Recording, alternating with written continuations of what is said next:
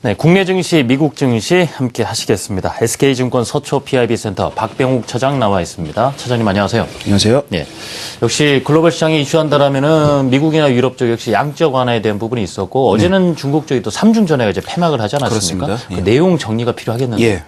일단은 뉴욕 증시가 이제 보합권에 이제 마무리가 되었는데요. 네. 테이퍼링과 관련된 양적 완화 축소와 관련된 이야기들 연준 의원들의 발언들이 잇따르고 있습니다. 그래서 12월 달에는 해야 되는 것이 아니냐. 이미 양적 완화 축소가 양적 완화 확대는 좀 시기상조이다. 계속적으로 좀 축소 쪽으로 가야 되지 않을까라는 의견들이 좀 모아지고 있어요. 그래서 그런 내용들이 아무래도 좀 불확실성으로 이제 증폭이 되면서 차라리 그냥 빨리 하는 게 낫다라는 의견들이 좀 모아지고 있습니다. 그래서 그런 내용들이 시장에 고스란히 좀 반영이 되었구나라고 생각을 하시면 될 것 같고요. 그 안에서 달러가 강세를 보이고 있고 또 채권 수익률이 또 강세를 보이고 있고 이러한 흐름들이 어떤 그 테이퍼링과 관련된 이야기들이 시장에 좀 반영이 되고 있다라고 생각을 하시면 될 것 같습니다. 그래서 그럼에도 불구하고 시장은 그래도 잘 버티고 있구나라고 좀 생각이 드는데요.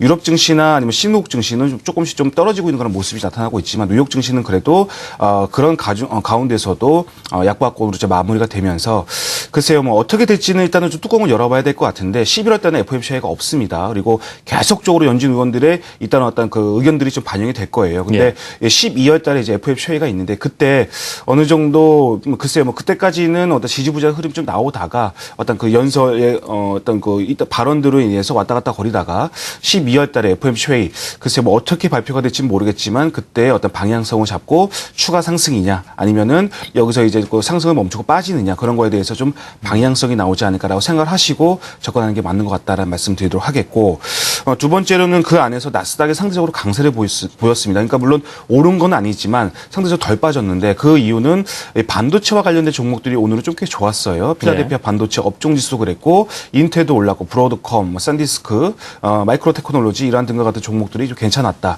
그러한 점들은 이제 반도체와 관련된 종목들 우리나라에서도 꽤 많이 있지 않습니까? 그래서 그런 종목도 좀 관심 있게 보는 것도 좋은 방법일 것 같다는 생각이 들고 마지막으로는 앞서 이제 앵커님께서 말씀해 주셨듯이 3중 전에 이제 폐막이 되었죠.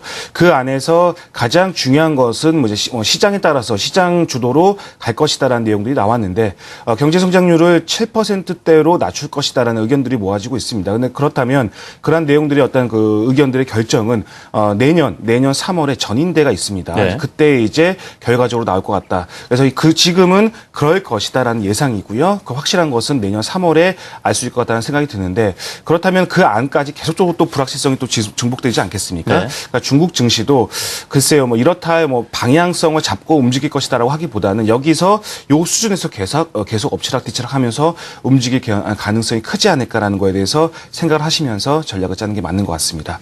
그림을 보신다면요.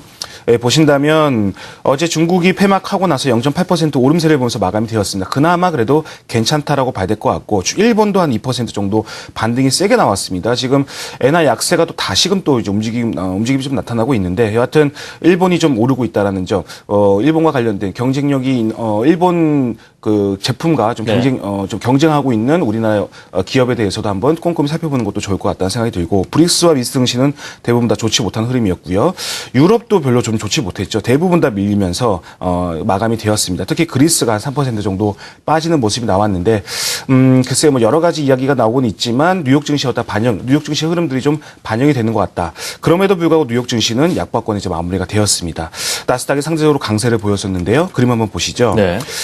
필라델피아 반도체 업종지수, 마이크론 테크놀로지, 그다음 인텔, 마이크론 테크놀로지도 이 와중에 또 신고가 근처까지 또 올라가고 있는 모습입니다. 계속적으로 강세를 보이고 있는데 글쎄 뭐 많이 빠지지도 않았어요. 그래서 계속적으로 흐름이 유지가 되고 있다. 근데 옆으로 좀 횡보를 하면서 그 안에서 경기 민감주라든지 뭐 컨텐츠주라든지 그런 종목들이 좀 강세를 보였었는데 그런 종목들이 조금 빠지면서 이제는 다시금 또 반도체와 관련된 종목들이 오름세가 좀 이어지고 있다. 그러니까 이러한 것들은 계속 이어질지는 물론 두고 봐야 되겠지만 우리나라 뭐 IT 종목들 지금 너무나도 좀 안 좋은 흐름이 나타나고 있지 않겠습니까? 그래서 요거 좀 발판 삼아서 좀 반등을 기대할 수 있는 부분도 있다라는 점 좀 말씀을 드리도록 하겠고 마지막으로 중국 보겠습니다. 중국이 어제 조금 반등이 나갔는데 여기서 제가 봤을 때는 중국이 물론 고점 돌파하고 움직인다는 것은 우리나라에게는 호재일 수밖에 없습니다. 하지만 여기서 크게 폼포로 오른다라고 하기보다는 여기서 더 이상 빠지지 않고 옆으로 횡보하는 그런 수준으로 계속적으로 이 전인대까지는 좀 흘러가지 않을까라는 조심스러운 전망까지도 말씀을 드리겠습니다. 있습니다.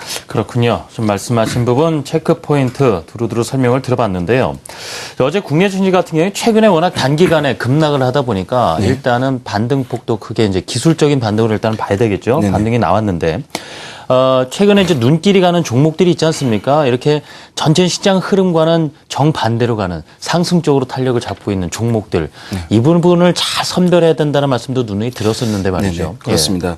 어제는 제가 봤을 때는 100% 기술적 반등입니다. 예. 거의 뭐 이제 상승을 하락을 멈추고 이제 상승세로 가는 어떤 양봉이었느냐 저는 그렇게 생각하지 않습니다. 왜냐하면 어제 거래 대금이 코스피가 3조 2천억이고요. 코스닥이 1조 3천억이었습니다. 작았죠. 다 합쳐봤자 예. 5조도 안 됐습니다. 이런 거래량을 가지고 반등이다, 아주 뭐 상승세로 전환됐다라고 보기보다는 많이 빠졌으니까 그만큼 반등이 나갔다라고 이제 보시면 될 것 같은데 그 안에서 기술적 반등 안에서 그 특출난 종목이 있습니다. 추세가 돌파가 되고 시장은 좀 이렇지만 그 네. 안에서 종목이 좀 다르게 움직이는 종목들이 꽤 있었거든요. 그러한 종목들은 시장과는 별개로 다르게 좀 움직일 수 있을 개연성이 있다. 근데 우리는 바로 그런 종목들을 찾아야 되는데 그렇죠. 참 그 종목 찾기가 참 어렵습니다. 예. 그래서 실적도 하루아침에 정말 실적 하나에 그냥 무너지는 종목도 꽤 많이 있고요. 종목들 거래소 코스닥 할 거 없이 그런 종목들이 많기 때문에 찾기가 참 힘든데 어쨌든 어떤 종목별 옥석 가리기가 진행이 되고 있다. 같은 업종 내에서도 시장에 따라 다르게 움직이고 수급에 따라 다르게 움직이는 흐름이 나타나고 있기 때문에 어제의 반등은 기술적 반등이고 여기서 시장과는 다르게 추세로 움직이고 있는 종목들을 선별해서 종목을 선택하는 게 맞지 않을까라는 생각이 들고 코스피가 어쨌든 어제 1980포인트에서는 지지가 되면서 반등이 나갔습니다. 잠시나마 그제 좀 밀리긴 했지만 그래 60일 이동평균선 가격대를 지지하는 움직임이 그래도 있다라고 좀 생각을 하시면 될 것 같고요. 제가 봤을 때도 여기서는 좀 지지가 되지 않을까. 최소한 여기서 횡보세를 좀 보이다가 계속적으로 말씀드린 부분이지만 11월 말경, 12월 초경에는 다시금 또 탄력을 좀 받으면서 움직이지 않을까라는 좀 조윤선 또 말씀까지 좀 들어보도록 하겠습니다. 또 한 가지 어제 외국인이 코스닥을 627억을 매수를 했거든요. 꽤 많은 양을 매수를 했습니다. 예. 그래서 코스닥도 여기서는 추가적으로 아주 급락한다라고 하기보다는 여기서 뭐 추가적으로 뭐 더 크게 올라간다. 그것도 참 바라지도 않습니다. 최소한 여기서 횡보세를 보이면서 기간의 매도가 어느 정도 수준까지 좀 멈추느냐. 그거에 따라서 다시금 또 반등이 좀 나가지 않을까. 그런 생각을 가지시고 나는 참 어려워서 매매 못하겠다 네. 하시는 분들은 그냥 안 하시면 되는 거고요. 지금 상황에서는. 하지만 나는 자금 여력이 있다. 조금 매수를 해보고 싶다라고 한다면 시장을 믿으시고 제가 봤을 때는 지금 1983, 62도 평균선은 그래도 지지가 될 가능성이 높고 코스닥도 하방 경직이 그래도 유지가 좀 되는 것 같습니다. 그래서 조금씩 저가에 있는 종목들은 그래도 분할 매수 관점으로 계속 가는 것도 좋은 방법일 수 있겠다라는 말씀 드리면서요. 예.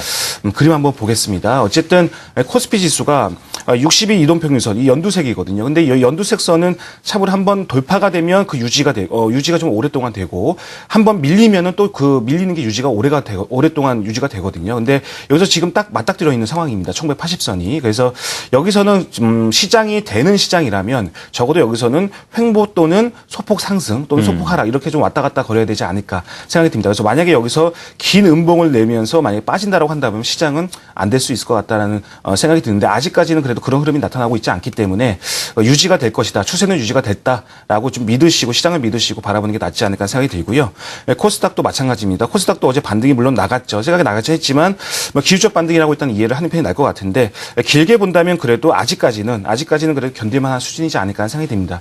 여기서 뭐 아주 큰 폭으로 오르는 거 기대도 하지 않습니다. 여기서 좀 하락을 좀 멈추고 유지가 된다면은 종목별로 다른 종목 움직이는 종목들이 꽤 많이 나타나고 있기 때문에 충분히 매매 가능하지 않을까 하는 생각이 듭니다. 그래서 시장에 대해서 11월장은 이렇게 계속 유지가 될 것 같아요. 그러니까 11월 말까지는 이런 식으로 좀 앞서 말씀드린 대로 아예 안 하시거나 아니면 분할 매수 관점 접근하시는 게 좋을 것 같고 12월장부터 한번 좀 본격적인 상승장 한번 기대를 해보면서 한번 하루하루 좀 공부를 열심히 하시면서 좀 기다려 보도록 하겠습니다. 자, 이 6거래일 동안 그냥 내일이 계속 내려가다 보니까 상당히 걱정이 많았는데 일단은 이제 반등해서 하루 받쳐주니까 그 기간이 얼마나 기셨겠습니까? 일단 한숨을 돌릴 수 있는 시간이 왔지 않나 싶습니다. 지금까지 SK증권 서초 PIB센터 박병욱 차장과 함께했습니다. 차장님 감사합니다. 네, 좋습니다.